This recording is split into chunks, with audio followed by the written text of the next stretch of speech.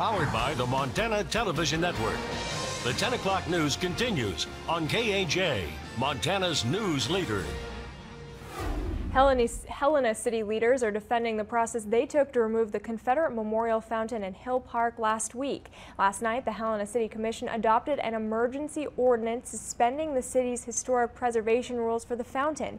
It was a contributing structure to the Helena Historic District, so it would have normally had to have gone through a review process of up to 60 days before being removed. City Manager Ron Ailes says the city doesn't have to go through the demolition review process for properties it owns. He said commissioners wanted to remove the fountain quickly to prevent the possibility of conflict around it, and this emergency ordinance was a way to formalize that intention. It puts closure on the event.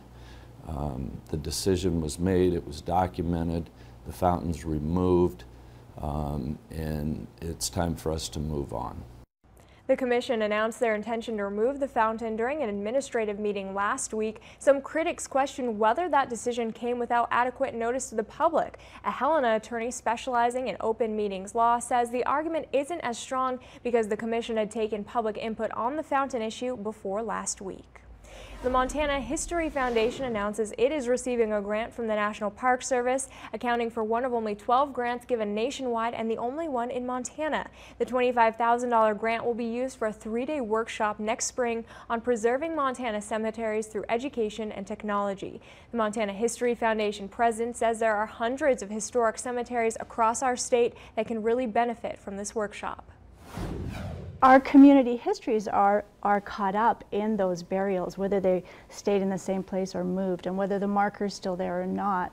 So that's part of what we want to help people recover, is the history of who's in those cemeteries, whose families' connections are in those cemeteries, and how to draw those out and to preserve them for future generations. Porceld says the workshop will be recorded and eventually placed on their website to help continue education efforts for those who can't make it to the event.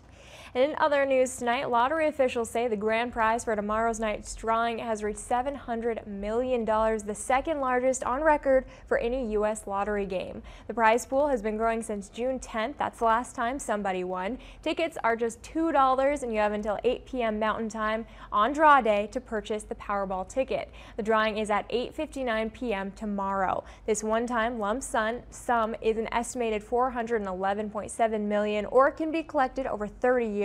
The chance of picking all 6 winning Powerball numbers, though, is about 1 in 292 million.